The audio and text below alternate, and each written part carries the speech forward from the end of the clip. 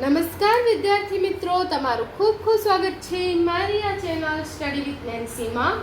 જો હજી સુધી તમે મારી આ ચેનલને સબસ્ક્રાઇબ ના કરી હોય તો જલ્દીથી સબસ્ક્રાઇબ કરજો. આજે આપણે પ્રકરણ નંબર 2 બહુપદીઓ સ્વાધ્યાય 2.2 નો પ્રશ્ન નંબર 2 જોઈશું. તો અહીંયા જોવો, આપણને પ્રશ્ન નંબર 2 છે એમાં પહેલો, બીજો અને ત્રીજો દાખલો જોવાના છીએ. બાકીનો જે ચોથો, પાંચમો અને છઠ્ઠો દાખલો છે એનો પછી વિડીયો આવશે.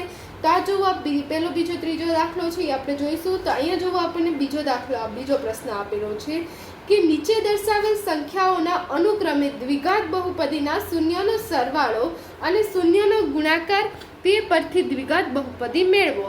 અહીં આપણને જે દ્વિઘાત બહુપદી છે એમાં શૂન્યનો સરવાળો અને ગુણાકાર આપેલા છે. એ શૂન્યનો સરવાળો અને ગુણાકાર આપ્યા છે, એના ઉપરથી આપણે જે દ્વિઘાત બહુપદી છે એ બહુપદી મેળવવાની છે. પ્રશ્ન નંબર 1 માં આપણે જો બહુપદી શોધી હતી તો બહુપદી પરથી આપણે શૂન્યનો સરવાળો શોધ્યો. તો અહીંયા આપણને શૂન્યનો સરવાળો, શૂન્યનો ગુણાકાર આપેલો છે, એના ઉપરથી આપણે બહુપદી શોધવાની છે. તો અહીંયા જો એમાં પહેલો દાખલો આપેલો છે એ ગણીએ અને સમજીએ. તો પહેલો દાખલો આપેલો છે 1/4 અને -1. તો આ જુઓ, 1/4 ને -1 છે એટલે આ એક સરવાળો છે ને એક ગુણાકાર છે. આ પહેલા આપેલો એ સરવાળો અને બીજો આપેલો ગુણાકાર. આ શૂન્યનો સરવાળો છે, આ શૂન્યનો ગુણાકાર છે. એટલે અહીં આપણે શૂન્યનો સરવાળો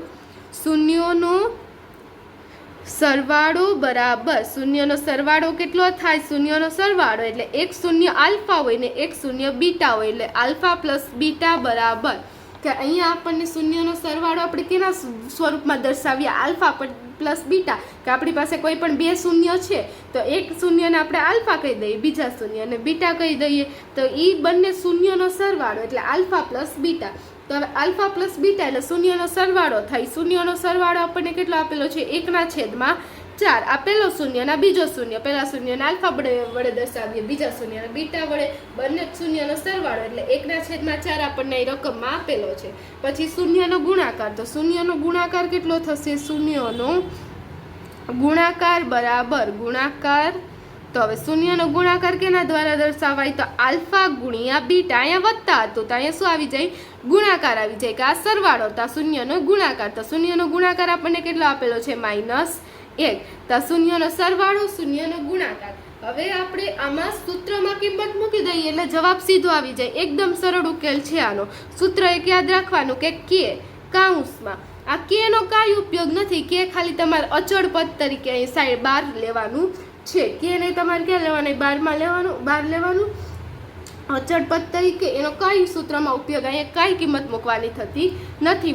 કે આપણે કિંમત ક્યાં મૂકવાની? આ કૌંસની અંદર. કે એનું સૂત્ર છે x² ઓછા alpha plus beta x plus alpha into beta બરાબર 0. એટલે આ જે સૂત્ર છે આ સૂત્રમાં આપણે કિંમત મૂકી દઈએ એટલે આપણને બહુપદી મળી જાય. આ કે આ એમને આપણે અચળપદ તરીકે રાખ્યો છે. અહીંયા કૌંસની અંદર આવશે x² ઓછા આલ્ફા પ્લસ બીટા એટલે શૂન્યનો સરવાળો ગુણ્યા x વત્તા આલ્ફા ઇન્ટુ બીટા બરાબર 0. આ તમે આપણે સૂત્ર જોઈએ કે આપણે જે વ્યાપક સ્વરૂપ છે બહુપદીનું, જે દ્વિઘાત બહુપદીનું, એ આવી રીતે છે કે ax² વત્તા bx વત્તા c બરાબર 0. તેમાં આપણને ખબર છે કે શૂન્યનો સરવાળો -b/, કેના જેટલો થાય? a જેટલો થાય. એટલે -b/a એટલે આલ્ફા પ્લસ બીટાના છેદમાં a નીકળી જાય. એ બીજી બાજુ આ એક સાથે છેદમાં હોય એ બીજી બાજુ 0ની સાથે ગુણાકારમાં જાય એટલે શું થઈ જાય? એ 0 જ થઈ જવાનું છે. એટલે અહીંયા આલ્ફા પ્લસ બીટા આવી જાય. બી એટલે શૂન્યનો સરવાળો -b/a એટલે અહીંયા આલ્ફા પ્લસ બીટા ને ગુણાકાર c/a થાય એટલે આલ્ફા ગુણ્યા બીટા. અને અહીંયા x આવે પાછળ, અહીંયા x² આવે. એટલે આવી રીતે આપણે આનું સૂત્ર વ્યાપક સ્વરૂપ તમારે એક યાદ રાખવાનું રહેશે કે શું આવશે? કે કૌંસમાં x² ઓછા કૌંસમાં આલ્ફા પ્લસ બીટા કૌંસમાં x plus alpha plus beta કૌંસ પૂરો બરાબર 0. તો આ છે આપણે યાદ રાખવાનું છે. આમાં કિંમત મૂકી દઈએ, એકદમ ઇઝી. કે ના કે ત્યાં કઈ કિંમત મૂકવાની નહીં. અહીંયા x².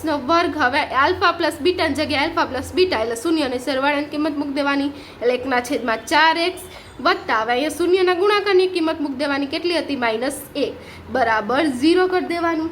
હવે તમે જોશો કે આના છેદમાં 4 છે.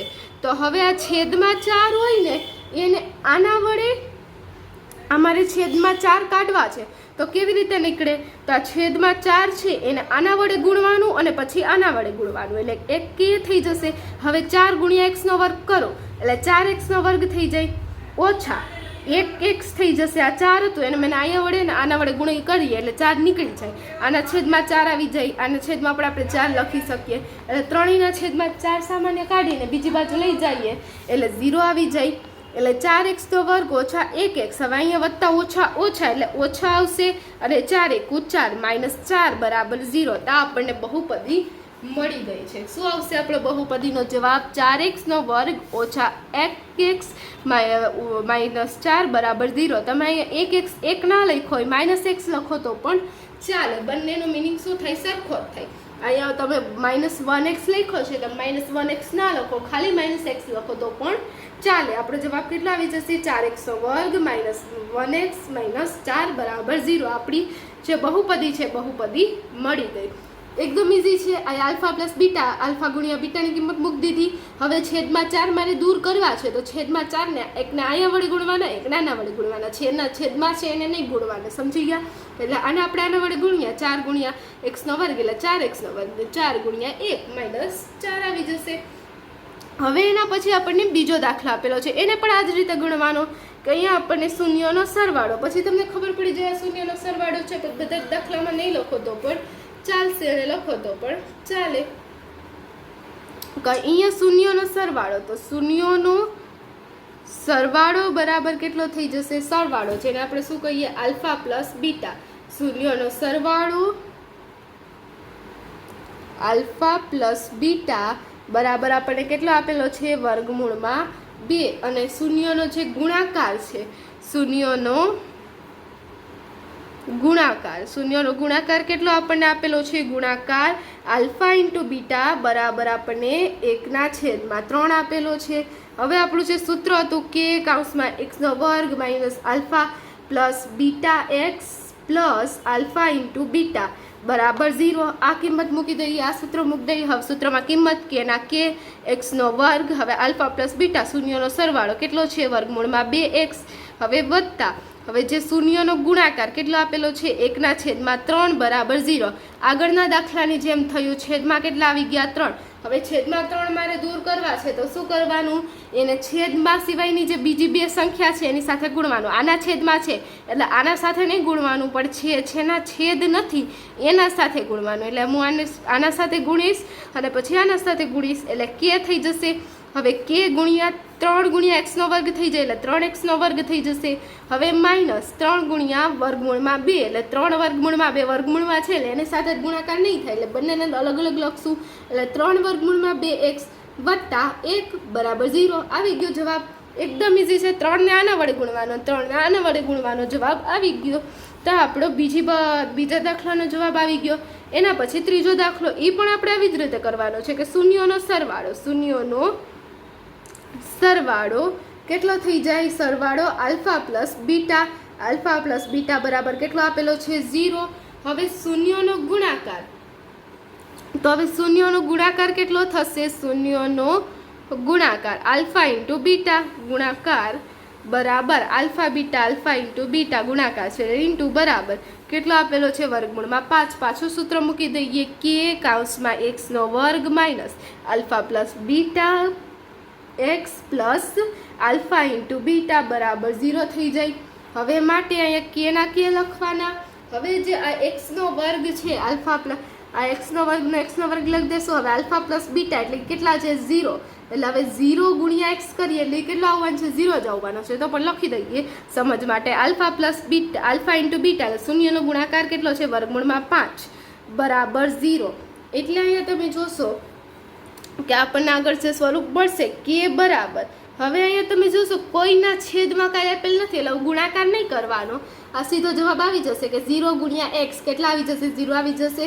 એટલે આ પદ આપણું શું થઈ જશે? ગાયબ થઈ જશે. 0 ગુણ્યા x, કોઈ પણ સંખ્યા 0 વડે ગુણીએ શું આવે? જવાબ 0 જ આવે. એટલે માઇનસ પણ નીકળી જશે એટલે વધ્યું શું? x નો વર્ગ વત્તા વર્ગમૂળમાં 5 બરાબર 0. તો આ છે જે આપણને જવાબ મળી જશે કે અહીંયા એક્સ વાળું પદ નહીં આવે, કારણ કે સરવાળો કેટલો હતો? 0 હતો. અને આમાં તમારે કાંઈ ગુણાકાર કરવાની જરૂર નથી, કારણ કે એ કોઈમાં પણ છેદ નથી. એટલે આપણો જવાબ સર કેટલો આવી જશે? x² વત્તા વર્ગમૂળમાં 5. અહીંયા 0 છે એટલે 0 લખીએ ના લખીએ એનું કંઈ મિનિંગ થાય નહીં. એટલે આપણે આમાં બે જ પદ આવશે, x² વત્તા વર્ગમૂળમાં 5. તો આ જુઓ, આપણે જે ત્રીજો દાખલો હતો એનો જવાબ આવ્યો. અહીં આપણો છે પ્રશ્ન નંબર 2 હતો, એનો પહેલો, બીજો, ત્રીજો દાખલો પૂર્ણ થાય છે. અને ચોથો, પાંચમો, છઠ્ઠો દાખલો બીજા વિડીયોમાં છે. જો તમને વિડીયો પસંદ આવ્યો હોય તો લાઈક શેર સબસ્ક્રાઈબ કરજો. જો હજી સુધી તમે મારી આ ચેનલને સબસ્ક્રાઈબ ના કરી હોય તો જલ્દીથી સબસ્ક્રાઈબ કરજો, જેથી તમને મારા બધા જ વિડીયો સૌથી પહેલાં મળી રહે. Thanks for watching.